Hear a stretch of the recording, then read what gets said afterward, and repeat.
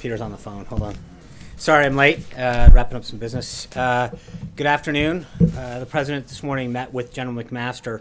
As you know, General McMaster is helping lead the team that's organizing the President's upcoming foreign trip.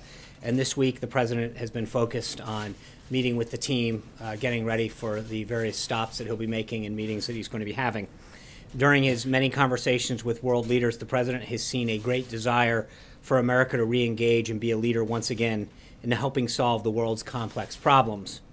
And he's already made moves both behind the scenes with leaders and his public statements to show them that America is reasserting its leadership on the world stage. These visits are another important part of this American resurgence.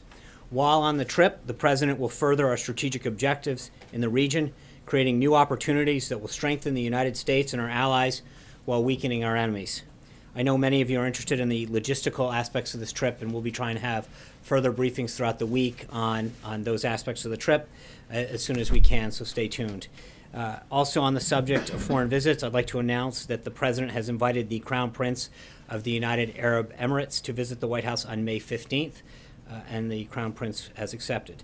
We look forward to welcoming the Crown Prince and see the visit as an opportunity to deepen cooperation with a key partner in the Middle East.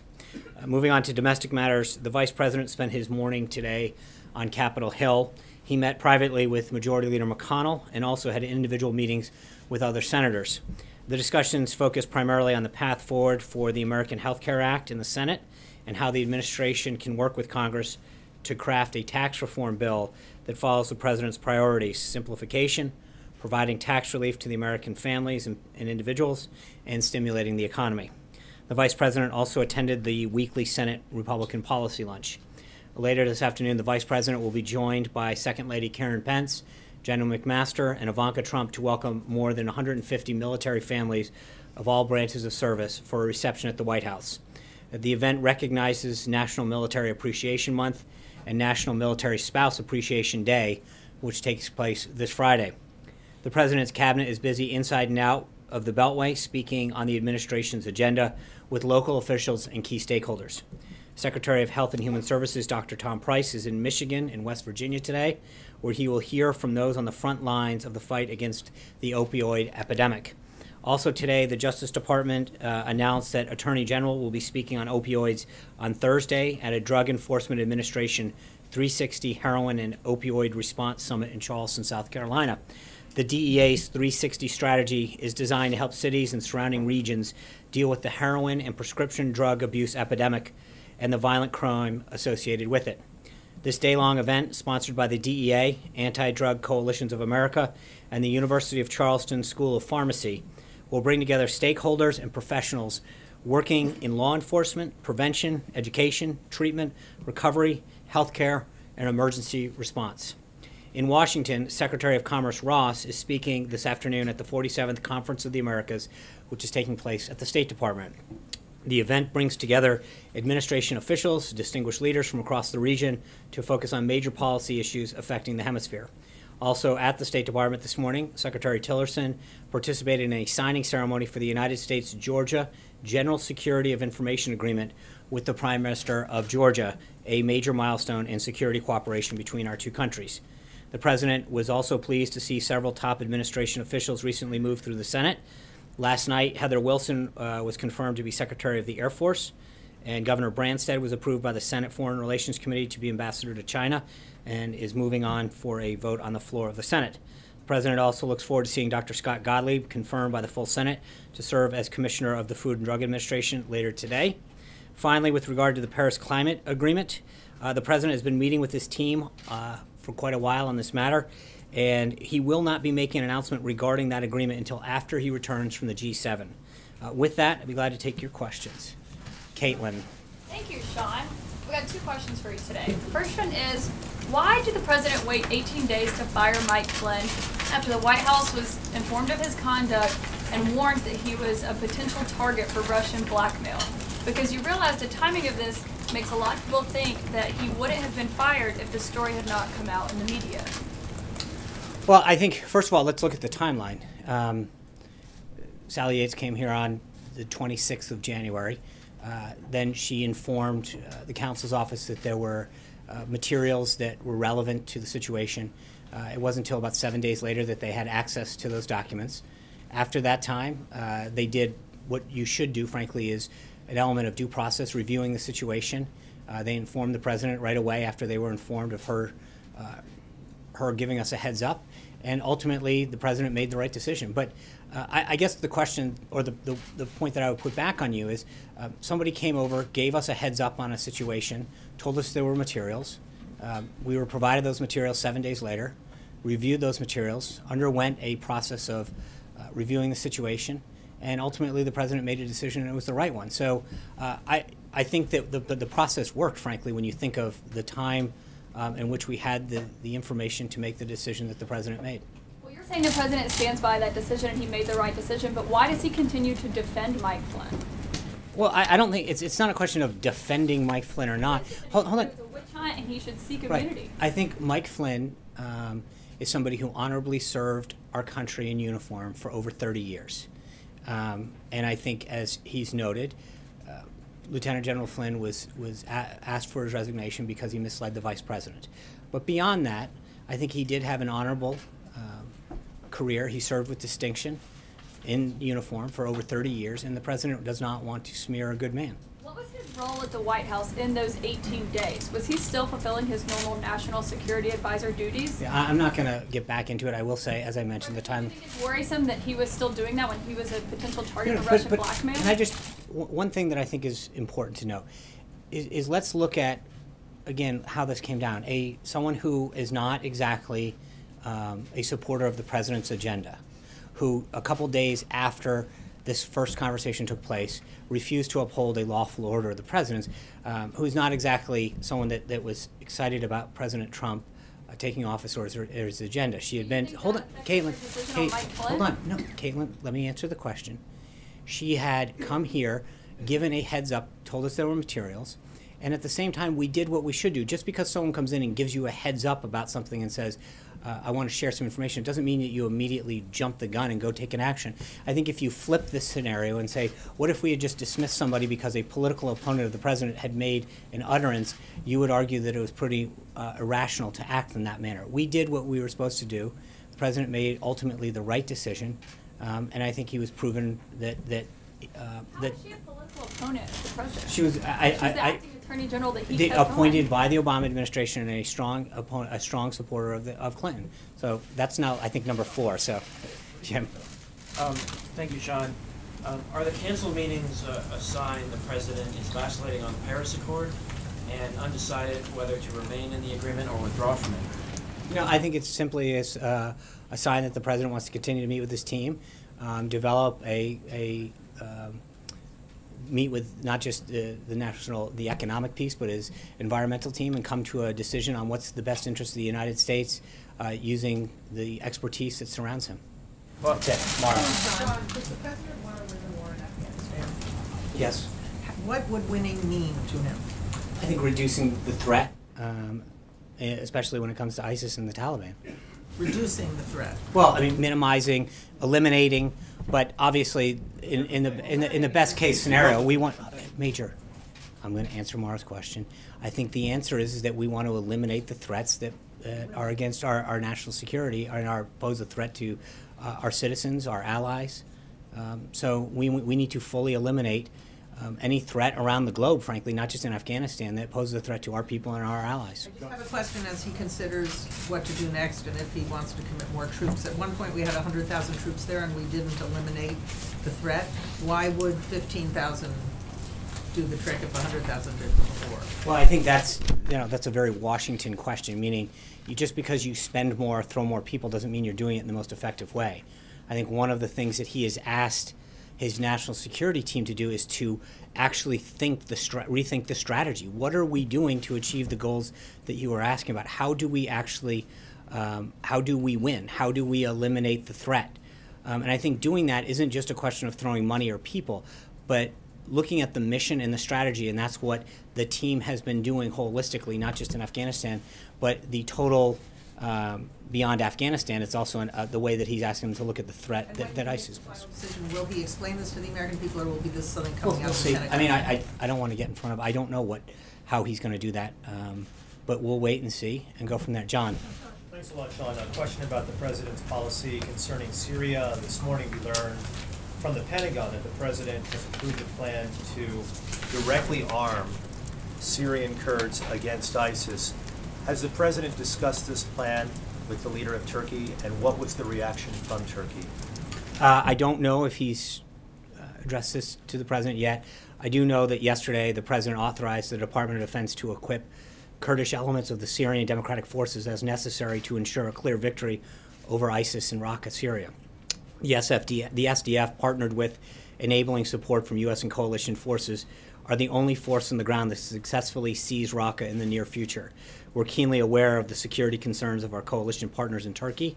We want to reassure the people and the government of Turkey that the U.S. is committed to preventing additional security risks and protecting our NATO ally. The U.S. continues to prioritize support for Arab elements of the SDF. Raqqa and all liberated territories should return to the governance of local Syrian Arabs. The fight for Raqqa will be long and difficult, but ultimately yet another defeat for ISIS and another step towards eliminating the ISIS threat that threatens peace and security in the region and the world.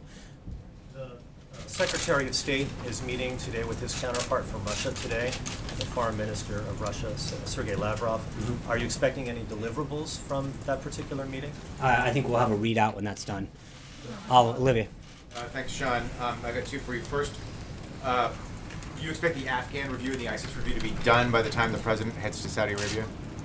I don't want to. That's a question that I'm going to leave up to the national security team. I'm not going to. The president's not putting a deadline on that. We're making sure that this is obviously what we announced today is part of that. It is not entirely it, and we will have more as we go forward. I just don't want to pin down a timeline on that.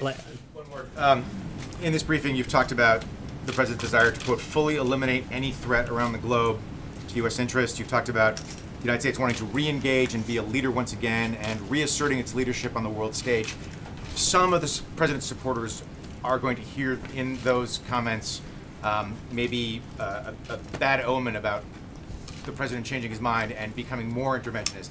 Not saying he wasn't going to be interventionist because he talked about ISIS a fair amount, but what would you tell them about, is he going to embark now on nation building? Is he going to deepen American involvement in conflicts in Syria and Afghanistan and elsewhere? No, I appreciate that. I think that his priorities remain the same, but he's going to do what he can to make sure that he protects the country and our people and threats that directly affect the United States. Brian. Thank you. Just following up, and correct me if I'm wrong, I know you will, but the day after it was announced that he was under investigation, Flynn, he met with, if I'm correct, with Pence and the Russians on a phone call. So while he's under investigation, why is he being allowed to participate as a national security? I really don't recall the schedule from that day, Brian's up. But the point is, again, I think this is, look, I answered the question a moment ago, but I think as I went through the timeline, Sally Yates came over here, gave us a heads up, provided us the opportunity, made it very clear that materials were available for the council to review. But and we followed that process. And within 11 days after that, we accepted General Flynn's resignation that the president had asked for. But the point being, while he's under investigation, I understand, but what is look, we're not going to relitigate the past on this. I think we've been very clear as to what happened and why it happened. I think the president made the right decision, and we've moved on. Like. Can you confirm that the meeting today between Ivanka Trump and Mr. Pruitt was canceled, and if so, why? I don't know. I'd be glad to get back to you on that. I'm not sure. And secondly, as it relates to the G7, you said the decision on the Paris Climate Agreement will be made after the G7. So does the president feel that he can extract any concessions while he's there? Does he feel like he can renegotiate it? Or does he just want more time? Why until after the G7? I think the president wants to make sure that he has an opportunity to continue to meet with his team to create the best strategy for this country going forward. Sarah Murray, welcome back. Mrs. Sarah Murray, congratulations. Thank you very much. I just want to get back to Olivier's point. I mean, why shouldn't President Trump's supporters, if he does decide to add more troops in Afghanistan, see that as running counter to what he campaigned on for so long? The notion of America first, the notion of, the fact that we're too involved in foreign entanglements abroad. He campaigned on that, and the way he's governed, I think, from what we've seen in Syria and from what he's considering in Afghanistan, seems to send a very different message. I just want to be clear. The one thing that there is a difference between Afghanistan proper and our effort to defeat ISIS. And that's one thing that he was also very clear on in the campaign, that, and as president, that he is going to do everything he can to fight radical Islamic terrorism, to root out and destroy ISIS. In some cases, if ISIS, where he has to go into Afghanistan, they may be synonymous at that point, but they are not always the same, right? You can be in, the goal is always going to be defeat ISIS, which is something that he's been very clear on with the American people from the get-go. But that all being said, let's be clear, with the exception of the piece that we announced today, that the president authorized yesterday, no decision has been made. So let's not get ahead of what that ultimate policy will be. One other question. Can you just give us a better sense of what the president has been doing with his time the last few days? We haven't had very detailed schedules. We haven't been seeing him publicly. He's only had, one or two meetings. So what is he actually doing all day long? Thanks. I mean, as I said at the top, the president's going on a 8-day trip. He's going, to Saudi Arabia, Israel, Rome, the G7, NATO. This is an opportunity. Next week, as I mentioned, he's going to have the Crown Prince here. He's got a commencement speech at the Coast Guard Academy. Part of the use of this week is to be meeting with the principals and the head of the directorates of the countries that we're going to ahead of the meetings, where he's receiving extensive briefings throughout the week with his team. He's had several meetings with General McMaster over the last couple of weeks, who's one of the leaders in the effort for this trip. He's met with the Chief of Staff, his legislative team. He was just meeting when I walked out of the Oval Office with part of his economic team.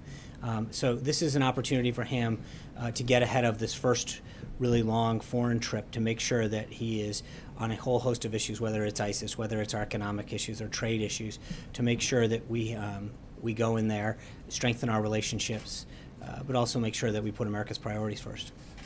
Yeah.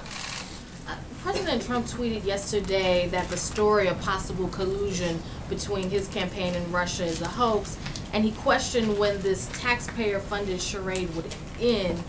Is the administration trying to set parameters on what Congress and the FBI should investigate? No. And so, and if that is the case, so what did the president mean by when will this charade end? Well, I think even Director Clapper said yesterday, when asked if there was any evidence that he had seen of collusion, he said no. And I think that at some point, I said it before in this briefing room, but we have to take no for an answer. He said that the Director of National Intelligence asked, has there been anything that you've seen additionally that shows collusion? He answered very clearly. The answer is no. And it continues to be no. And I think that there's a point at which all of the things that the president is doing economically and in national security-wise to move the country forward, we need to take no for an answer and move on to the issues. But is it the role of Congress and the FBI to say when a matter should be concluded and not the White House? And then also following up on that, Senator Lindsey Graham has said that he wants to look into President Trump's business dealings to see if there are any connections to Russia. Would the White House cooperate with that? Yeah, so the president obviously was aware of Senator Graham's suggestion after he made it today, and he's fine with that. He has no business in Russia. He has no connections to Russia, so he welcomes that. In fact, he has already charged a leading law firm in Washington, D.C. to send a certified letter to Senator Graham to that point, that he has no connections to Russia. So that should be a really easy look. Matt. Thanks, Sean. Two questions on two different topics. First, you said that Sally Yates was a strong supporter of Hillary Clinton. What is that based on? I think she's made some, I think she was widely rumored to play a large role in the Justice Department if Hillary Clinton had won. So on a different topic, I have a question about that fired usher, Angela Reed. Mm-hmm. It was reported that she received a generous severance package.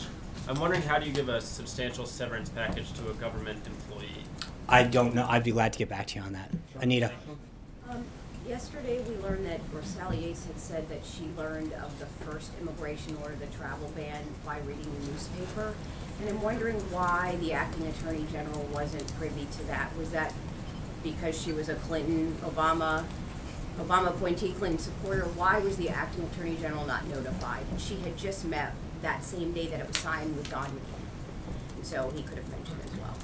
I don't I don't know why she wasn't. Again, I think if we want to relitigate the first executive order at the time, we talked about all of the proper individuals that needed to be made aware of, were made aware of at the time. Is it not unusual that the I don't. Attorney General- Again, I think I also, just to be clear, again, remember, this is someone who ultimately didn't even want to enforce it.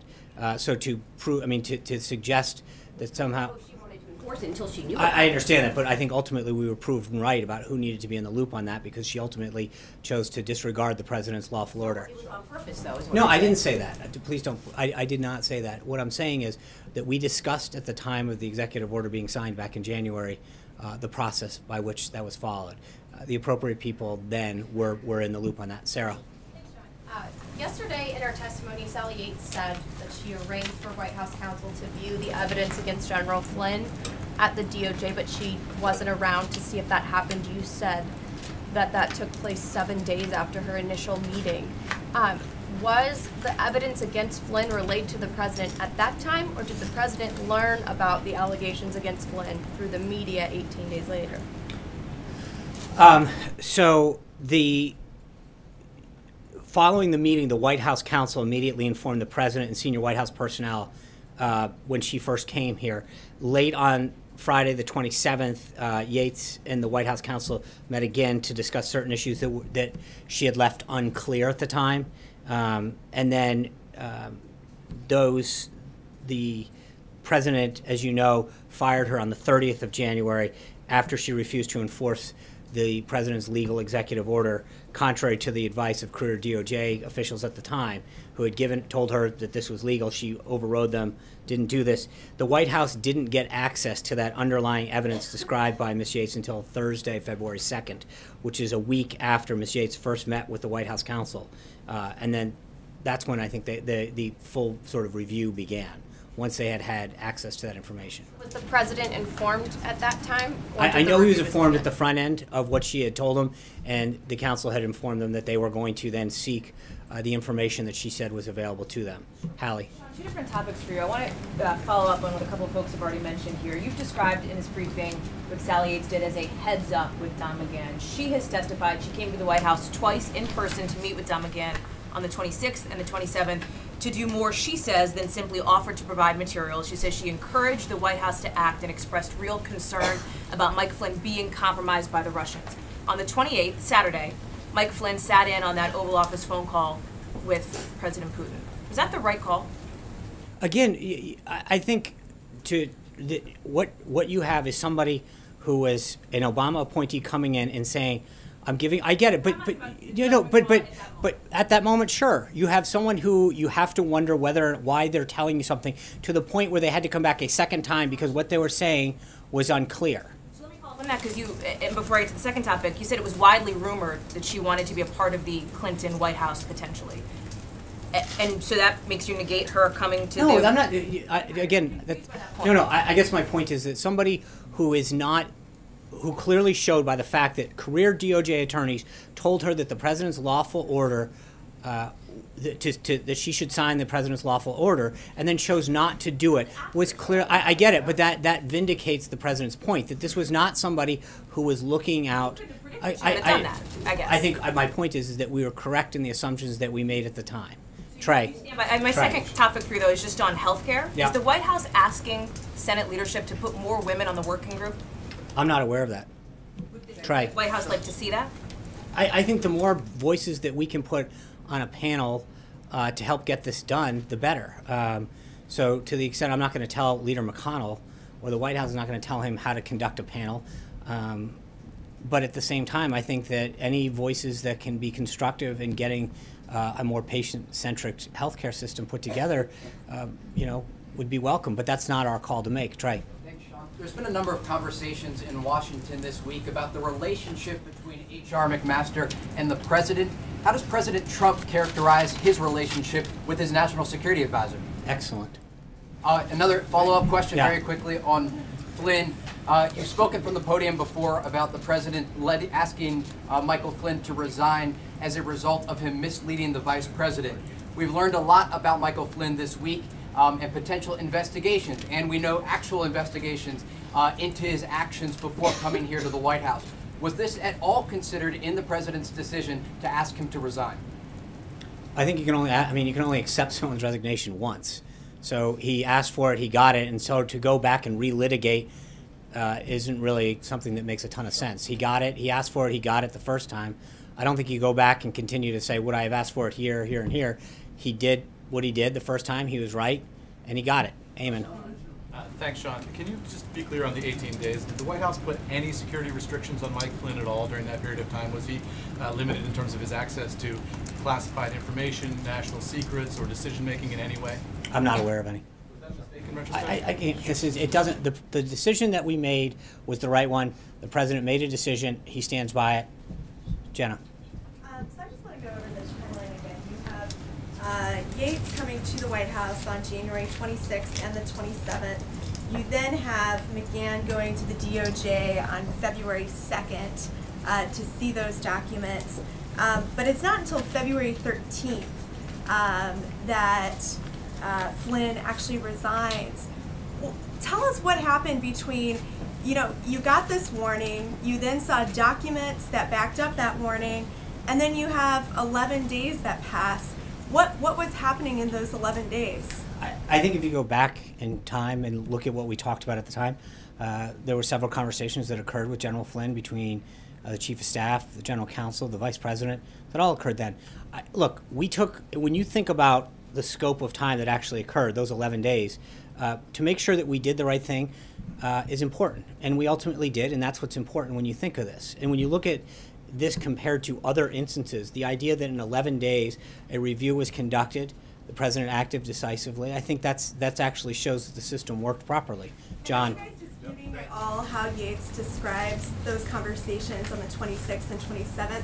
She's saying that she came here with great urgency, that she made clear that he had been compromised, that she had evidence that he had been compromised, that this was something that she felt like the White House was going to take action on? Well, look, I'm not going to, I don't think that there's 100% agreement about how she describes everything. But I think generally, as far as the timeline goes, we're fine with it. But I'm not going to nitpick the fact that her, what her tone was like. I would suggest that the reason that she was asked to come back the second day was because it clearly wasn't that clear on the first day. So I think logic dictates you don't ask someone to come back and explain themselves a second time if they've done an effective job the first time. But again, I'm not going to get into needling every little point about what happened. John. Thank you, Sean. I have two questions on, of course, diverse areas. First, a citizens group known as United Against a Nuclear Iran released a list of 16 American companies a few days ago, among them Volvo, Honeywell, and Schlumberger, all of which are cutting back on jobs employing Americans, but all of which expressed a desire to do business in Iran under the terms of the deal that was made with Tehran. My question is this: what is the administration's response to businesses who say they want to do business in Iran under a deal the president described as the worst ever? I think that speaks for itself. I mean, the president's very clear on what he thinks of the Iran deal, and companies need to abide by the law. All right. My other question is this. 2 weeks ago, Monday, when the president met with some of us, he said, and it was on the record, he would have an answer on the administration's policy toward the International Monetary Fund in a few days. It's been 2 weeks. Can we expect any time an announcement on what the administration will do regarding the IMF? I would be glad to follow up on that one and get back to you. Dave. Sean, the governor of Texas on Sunday signed a law that essentially outlaws sanctuary cities in the state of Texas. Do you view this as a positive step, and would you encourage other states to do the same? Obviously it's a positive step. I think it shows that, as we've discussed here, both from an economic and a security standpoint, that makes sense for the citizens of our country. Each governor, each mayor is going to have to make their own decisions, but I think the president's position is very clear when it comes to sanctuary cities and how we're going to try to address them going forward. Because it's not just an economic issue, it's not just a jobs issue, but it's a security issue for our country. And so I think ultimately every elected official from the local level all the way up to president needs to feel comfortable with the laws that they're passing to make sure that they're protecting the people. I mean, ultimately, that's what every government first and foremost responsibility is to its people. What does this mean for the administration's position that these sanctuary cities should not be existing nationally? Will you still take action that denies funding to cities nationwide? Well, again, I think it's a positive sign. I hope more follow the governor's lead. But we're going to do exactly what the president said and follow through on the executive orders he's made. Major. So, Sean, you mentioned Director Clapper's testimony yesterday. Said no evidence of collusion. But then he was also asked if he was aware of the FBI counterintelligence investigation. He said he was not. And therefore, he left the impression before the panel he could not give a definitive answer about the question of collusion. Do you accept that as a valid representation of his knowledge and the fact that this remains an open question? Sure. I mean, in the sense that I'm not going to question, but I think the interesting thing is on all the other issues that he testifies about, everybody takes it as whole cloth, that if he says anything, he was the DNI. So when you guys want him to speak for the entire 17 agencies, you sort of assume that that's what he's doing. In this case, when he's been asked similar questions before and said, well, I can't speak to this case, generally speaking, I've seen nothing. The presumption is therefore he's got to be telling it. In this case, he's saying, I have not and continue to do not see anything that shows an effort of collusion. As the DNI, I would ask you the same question, which is at some point, given all that he was seen and all that he was given access to, when at some point are you guys going to accept this idea that there was no collusion? I'm asking you if you accept what he testified equally, sure, that they have equal weight. That yes, at the time he said, and the agency said they found no evidence, that is a representative fact that you take as valid, and it's also a representative fact that you take as valid. He was not aware of an FBI counterintelligence investigation, and therefore at this time cannot say conclusively there was no collusion. You give them equal weight, correct? Sure. Okay, fine. On Afghanistan, because I think it's important what the president's thinking about. You've been implying that ISIS is a part of the Afghanistan equation. And what I want to ask you about is, as the president looks in Afghanistan, as a team presents him options, are those options primarily about whatever ISIS component is in Afghanistan, or the larger, more malignant issue in Afghanistan, which has always been the Taliban? Right. So there's, as you know, multiple missions going on to confront those multiple things. The U.S. currently has about 8,400 forces in Afghanistan doing a counterterrorism operation, which is Operation Freedom Sentinel, and then the NATO mission, which is to train, advise, and assist under Operation Resolute Support. The main objective of us being in Afghanistan from being used as a safe haven for terrorists to attack the United States and our allies, that is the main objective. We remain very focused on the defeat of Al-Qaeda, its associates, as well as the defeat of ISIS-K, which is the ISIS affiliate there in Afghanistan. But that is simply put what the mission is going forward.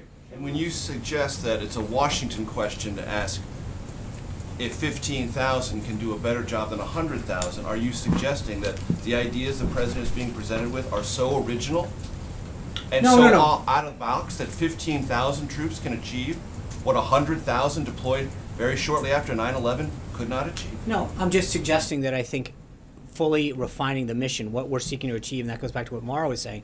What is the exact objective? How far away are we doing it? What's the time level that we have to have? Can we grow the Afghan force? Is there I mean, there are several things that go into a strategy.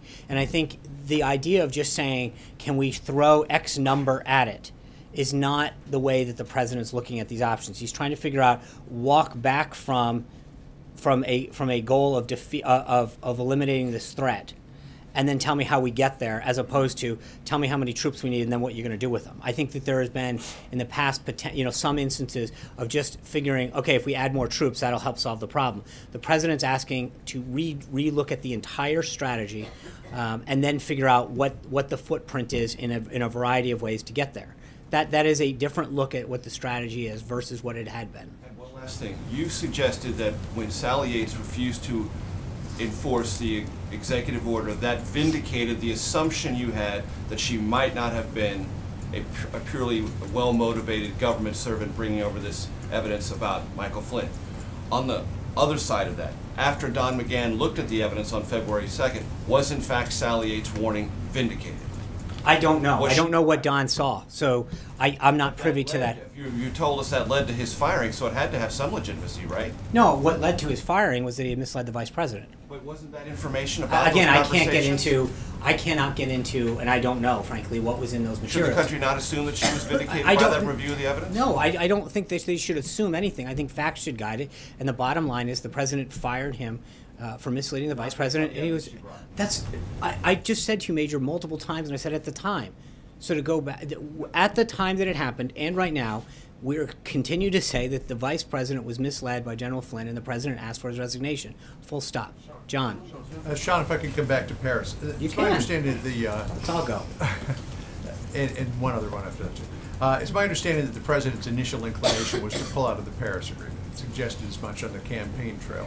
But the situation has become a little bit more complicated. But the knock against the Paris Agreement is that it would have a detrimental effect on the U.S. economy if fully implemented. Does the president believe that there is a way to stay in the Paris Agreement, maybe renegotiate the standards? Because he's under a tremendous amount of pressure from many of his own advisors, other countries, to stay in this agreement to some degree.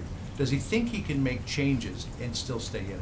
I think the reason that he is seeking the advice of his team is to get options, and then he'll pursue the best one. But I'm not going to tell you which one that he's going to do. That's why he's continuing to meet with the team and to get advice. That's it, plain and simple. Steve. Well, hang on, I got one other Oh, thing. yeah. Also, what in the omnibus spending bill that the president signed was a provision to extend the EB-5 visa program. And it's been pointed out that the company that Jared Kushner was recently in charge of has been aggressively reaching out to people in China to say, invest in our property in Jersey City. Remember the EB-5 program, that people that invest a certain amount of money in this country get the sort of golden visa program. Does the president see any potential conflict of interest there? I think Jared has no affiliation with that company anymore. He recused himself from it, sold his interest in it.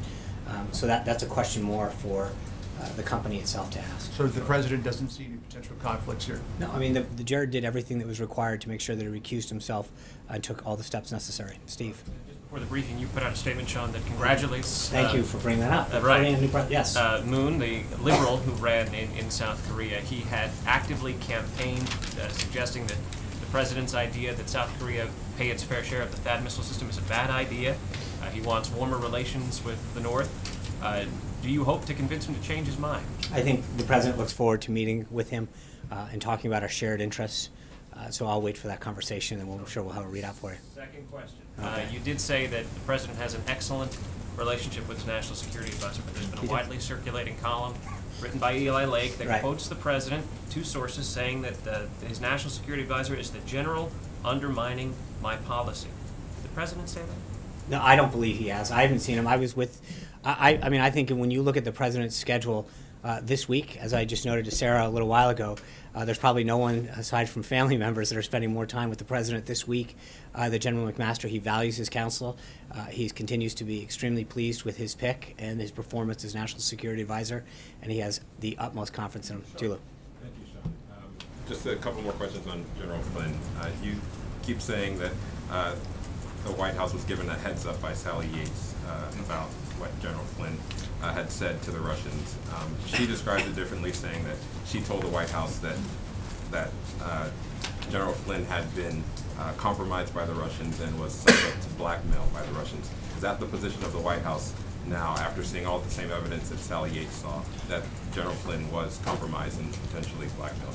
I think, look, we've commented on this. We made a decision based on actions that he took. The president asked for and accepted his resignation. We're not looking to relitigate this. Don't the American people deserve to know whether or not they're They need to know that the president took decisive action in this country's best interest. And back to Steve's question, made an excellent choice for National Security Advisor. By a foreign adversary. I don't know that you'll know. I mean, that's up for to that conclusion. So she didn't. I think that's. I don't know that that's for her to come to that conclusion without any investigatory method. Seems a little premature, don't you? I mean, to say that. Hold on, no. But what I'm saying is. Did the White House investigate whether or not their national All I'm security gonna, advisor as had I've been said compromised multiple by the Russians? times, we looked into the situation. The president made a decision, and it was the right decision. Jonathan. Sean, a follow-up on that, but first I wanted to ask you about FBI Director James Comey's testimony.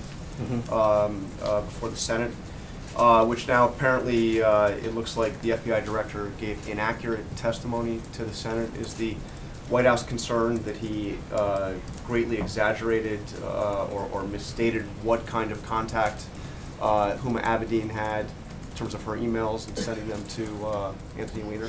I have not asked the president or the staff about that, but I mean, I think there's the one issue is I don't think there's any question by any account that that there was classified information inappropriately shared on an unclassified system to an uncleared person. I mean, that's, to me, I think what continues to be the takeaway. But is the White House concerned that the FBI director apparently gave inaccurate testimony? I don't, at this point, I have not asked, and I'm not fully aware of the, I mean, I'm aware of the testimony that occurred and the inquiries, but I've yet to follow up on that, and I'd be glad to follow up.